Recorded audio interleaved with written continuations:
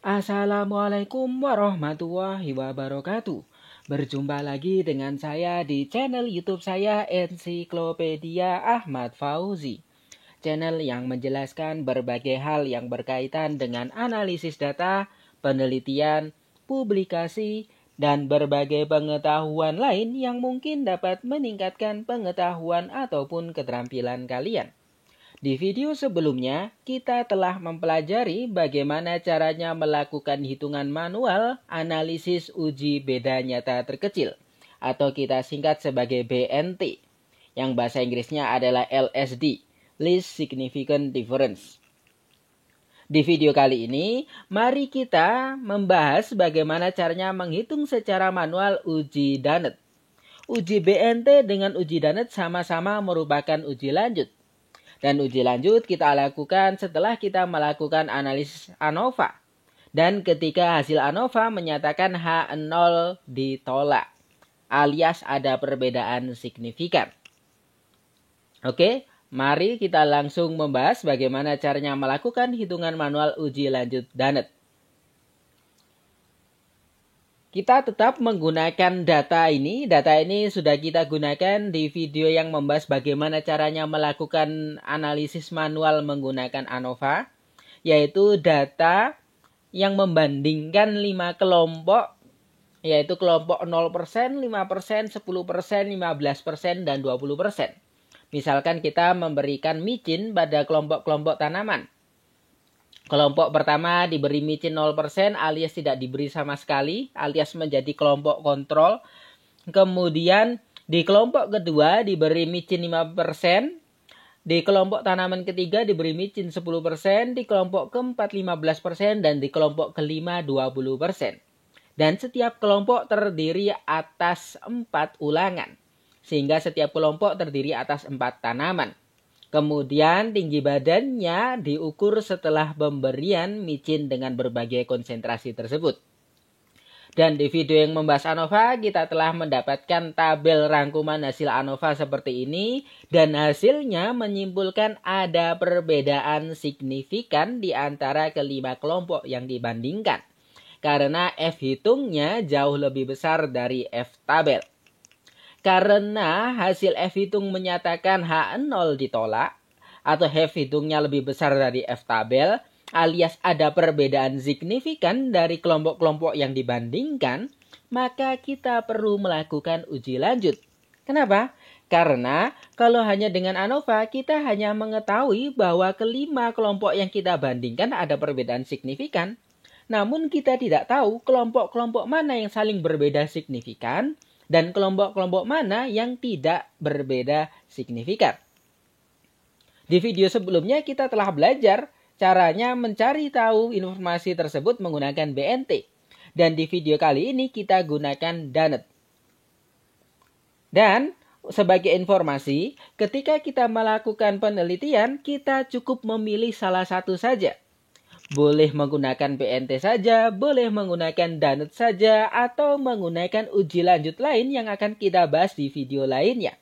Namun alasan pemilihan kapan menggunakan BNT, kapan menggunakan Dunnett, dan kapan menggunakan analisis uji lanjut yang lain akan kita bahas juga di video yang lainnya. Oke, saya ulang lagi. Tabelnya saya munculkan di sini agar memudahkan kita ketika kita menghitung uji Dunnett.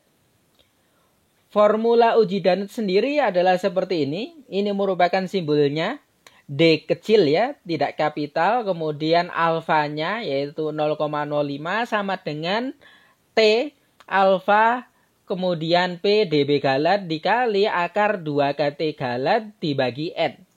T di sini memang tulisannya T ya, tetapi ini menggunakan distribusi T yang berbeda dengan T yang telah kita pelajari sebelumnya. Jadinya pada uji BNT kita menggunakan distribusi T dan kita bisa melihat di T tabel untuk menghitung uji T. Namun di uji Dunnett meskipun tulisannya di sini juga T tabel, tetapi kita menggunakan T tabel distribusi T yang berbeda. Silakan cari di Google cara mencari distribusi D Dunnett. Nanti tabelnya berbeda. Kemudian alfa ini nanti kita isi 0,05. Karena pada penelitian pada umumnya kita memilih 0,05 atau 0,01. Kemudian P ini jumlah perlakuan dikurangi 1. Kemudian dB Galat merupakan derajat bebas Galat yang bisa kita lihat di tabel sini. Kemudian dikali 2 KT Galat bisa kita lihat di tabel ini juga. Kemudian dibagi N. N ini jumlah ulangan. Langsung saja kita isi. Ya, T 0,05. P-nya 4. Kenapa? Karena perlakuan kita tadi 5. Kelompok yang kita bandingkan tadi 5, yaitu 0%, 5%, 10%, 15%, 20%. Ada 5. Karena P pada analisis Danet adalah jumlah kelompok dikurangi 1, maka P-nya 5 dikurangi 1 sama dengan 4. Kemudian dB Galat bisa kita lihat di sini. Nah, ini ada angka 15 sehingga dB Galatnya 15. Ya, ini ya. Kemudian dikali 2 KT Galat dibagi N. Masih belum kita isi. Nah, sekarang kita isi. T 0,05 pada P-nya 4 dengan dB Galat 15 itu sama dengan 2,79. Dari mana angka ini nanti kita lihat berdasarkan tabel T khusus untuk Danet. Karena cara pembacanya sedikit berbeda dengan tabel T yang telah kita pelajari di video-video sebelumnya. Kemudian dikali 2 kali KTG, KT Galat. Kita lihat di sini KT Galatnya 0,733 sehingga kita tuliskan di sini 0,733. Dibagi N. N itu jumlah ulangan tadi ya. Setiap kelompok ada 4 tanaman sehingga ada 4 ulangan sehingga N-nya sama dengan 4. Kemudian 2 kali 0,733 sama dengan 1,467. Nah, 1,467 kalau dibagi 4 adalah sebesar 0,367. Akar 0,367 adalah sama dengan 0,606. Nah, 2,79 dikali 0,606 adalah sebesar 1,690. Ini merupakan angka kritis yang kita gunakan untuk menentukan apakah kedua kelompok berbeda signifikan atau tidak. Bila kedua kelompok memiliki selisih kurang dari atau sama dengan 1,690, maka kedua kelompok tersebut tidak berbeda signifikan.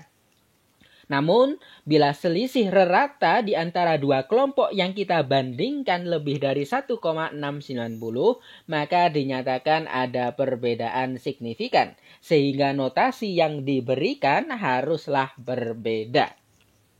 Oke, karena nilai D 0,05-nya sudah kita temukan, nilai Danet kritisnya sudah kita dapatkan, sekarang kita buat tabel rangkuman hasil uji lanjut. Pertama kita buat tabel seperti ini. Di bagian kolom paling atas adalah headernya. Di sini perlakuan ya. Bisa ditulis perlakuan, bisa ditulis langsung persentase, atau bisa langsung ditulis nama perlakuan yang kita pilih di penelitian kita. Misalkan kalau kita membandingkan hasil belajar dari model-model pembelajaran, ya sudah. Di sini bisa langsung kita tulis model pembelajaran. Kemudian di sini rata dari setiap kelompok yang kita bandingkan. Kemudian di sini notasi D 0,05. Notasi Danet di alfa sama dengan 0,05. Ratanya tinggal kita isi di sini. Kemudian notasinya. Nah, notasinya seperti ini. Kenapa seperti ini? Nah, nanti kita lihat. Kita bahas lebih detail lagi agar menjadi lebih paham bagaimana caranya memberi notasi ini. Kemudian tadi saya katakan T alfa 0,05 pada P4 dan dB Galat 15 adalah sebesar 2,79. Bagaimana caranya mendapatkan angka ini? Bisa kita lihat di tabel ini. Ini merupakan tabel distribusi T untuk uji Danet. P-nya tadi 4. Nah, ini 4. Jadinya kita cari P di kolom yang atas ini, 4. Kemudian tadi dB Galatnya 15. Kemudian kita pertemukan di sini. Nah, di sini kalau kalian mendownload dan tabelnya bentuknya seperti ini, pilih yang 0,95. Karena kita menggunakan alfa sebesar 5% atau 0,05. 1 dikurangi 0,95 itu sama dengan 0,05. Kalau alfa kita 1% atau 0,01, kita gunakan yang 0,99. Nah, setelah kita tarik 4 dan 15 pada P-nya 0,95, kita temukan angka 2,79.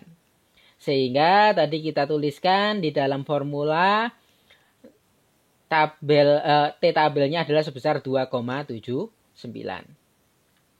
Begitu ya caranya kita membaca tabel distribusi T ketika kita menggunakan uji Dannett. Nah, sekarang coba kita dalami lagi bagaimana cara pemberian notasi. Karena terkadang masih banyak yang bingung bagaimana caranya memberikan notasi pada uji lanjut. Kalau pada uji Dannett, cara pemberian notasinya sama dengan uji BNT. Langkah-langkahnya juga sama. Namun kalau ketika kita belajar uji Duncan, nah pemberian notasinya agak sedikit lebih kompleks. Sedikit berbeda caranya. Oke, sekarang langsung saja kita coba latihan memberikan notasi. Tadi awalnya kita membuat tabel seperti ini ya. Ini headernya. Kolom tabelnya kita tulis persentase, rata, kemudian notasi. Kemudian perlakuannya kita tulis semua, persentase 0% hingga 20%. Kemudian ratanya kita tulis semua juga. Nah, sekarang langkah pertama pemberian notasi adalah kita beri notasi yang paling kecil. Misalkan notasi yang kita gunakan merupakan notasi alfabetik. Sehingga yang paling kecil adalah A. Langkah pertama pemberian notasi selalu seperti itu ya. Kita gunakan notasi yang kita anggap paling kecil di rata yang paling kecil terlebih dahulu. Kemudian kita bandingkan selisih rata dari kelompok pertama dengan kelompok kedua. Ketika selisih keduanya kurang dari atau sama dengan nilai Dannett-nya ini, maka notasinya harus sama. Namun kalau selisih dua rata yang kita bandingkan lebih dari 1,690, maka notasinya harus berbeda. Nah, kita lihat di sini 4,25 dan 3,75 itu selisihnya hanya 0,50. Maka notasinya harus tetap A. Karena kita membandingkan dua kelompok ini dan ternyata notasinya tetap sama, alias selisihnya tidak lebih besar dari angka Dannett-nya, maka kita tetap membandingkan kelompok pertama dengan kelompok selanjutnya. Jadinya start point-nya tetap di kelompok pertama selama hasil perbandingannya tetap kurang dari atau sama dengan 1,690. Namun, kalau kita nanti menemukan selisih dua kelompok yang lebih dari 1,690, maka kita menghentikan start point dari kelompok awal tadi. Oke, saya ulangi tadi ya. Tadi 3,75 ke 4,25 itu selisihnya 0,5. Sehingga notasinya A. Karena notasinya A, kita tetap start point-nya di sini. Lalu kita bandingkan di kelompok selanjutnya. Persentase 10% kebetulan 4,25 juga. Sehingga selisihnya sama, yaitu 0,5. Sehingga notasinya juga tetap sama. Seperti yang saya jelaskan tadi, karena notasinya tetap sama, start point-nya tetap di kelompok yang awal tadi. Jadinya sekarang kita bandingkan kelompok awal dengan kelompok selanjutnya lagi yang di bagian lebih bawah. 3,75 dan 7,75. Ini selisihnya sebesar 4. Nah, angka 4 ini lebih besar dari 1,690. Sehingga notasinya harus berbeda. Setelah A adalah B. Dan seperti yang saya katakan tadi, ketika kita telah menemukan kelompok yang selisihnya lebih besar dari angka 1,690, maka kita menghentikan perbandingan kelompok pertama dengan kelompok-kelompok selanjutnya. Kita tinggalkan start point awal kita tadi. Dan setelah notasi baru ditemukan, cara kita membandingkan tidak langsung ke arah bawah, tetapi ke arah atas. Kita cari kelompok mana yang perlu kita beri notasi B juga, yang menjadi indikasi bahwa kedua kelompok tersebut tidak berbeda signifikan. Caranya adalah sama, kita cek ratanya. Bila selisihnya kurang dari sama dengan 1,690, maka perlu kita beri notasi B. Namun kalau di atas 1,690, maka tidak usah kita beri notasi lagi. Dan sama seperti di awal tadi, ketika kita membandingkan ke arah atas dan ternyata notasinya B, maka kita perlu membandingkan perlakuan ini dengan perlakuan yang lebih atasnya lagi. Sehingga start point kita sekarang adalah di perlakuan 15%. Yaitu perlakuan dengan munculnya notasi baru. Sekarang kita lihat. Nah ini, kita bandingkan ke arah atas 7,75 ke 4,25. Kebetulan 3,50 selisihnya. Karena selisihnya lebih besar dari 1,690, seperti yang saya katakan tadi, ya sudah, kita tidak perlu menambahkan notasi lagi. Kita tidak perlu menuliskan B. Dan ingat, misalkan ini selisihnya kurang dari 1,690, maka ini ditulis B. Dan karena masih B, kita nanti lanjut membandingkan 7,75 dengan rata perlakuan di atasnya. Sampai menemukan perlakuan yang tidak perlu diberi notasi B lagi. Karena contoh kasus di sini setelah membandingkan ke arah atas tidak perlu memberikan notasi B lagi, ya sudah, perbandingan ke arah atas sudah tidak perlu kita lakukan. Karena perbandingan ke arah atas sudah tidak perlu dilakukan, sekarang kita membandingkan ke arah bawah. 7,75 ke 8 itu 0,25. Notasinya sama, yaitu B. Kenapa? Karena 0,25 itu kurang dari 1,690. Nah, demikian cara kita memberikan notasi Dunnett. Bila kalian masih kebingungan pemberian notasi, kalian bisa membuka video di BNT karena prinsipnya sama. Dan di video terkait BNT, beda nyata terkecil tersebut, saya memberikan 2 contoh kasus bagaimana caranya memberikan notasi. Contoh kasus dengan melibatkan 5 perlakuan dengan notasi seperti ini. Dan contoh kasus yang melibatkan lebih dari 5 perlakuan dan akhirnya menemukan perlakuan yang notasinya lebih dari 1. Jadinya ada perlakuan yang notasinya A, B, B, C, dan sebagainya. Nah, itu perlu kalian buka bila kalian masih belum paham atau belum mengerti cara pemberian notasi ini. Atau belum yakin apa yang telah kalian pahami. Demikian penjelasan saya bagaimana caranya menghitung uji Dunnett secara manual.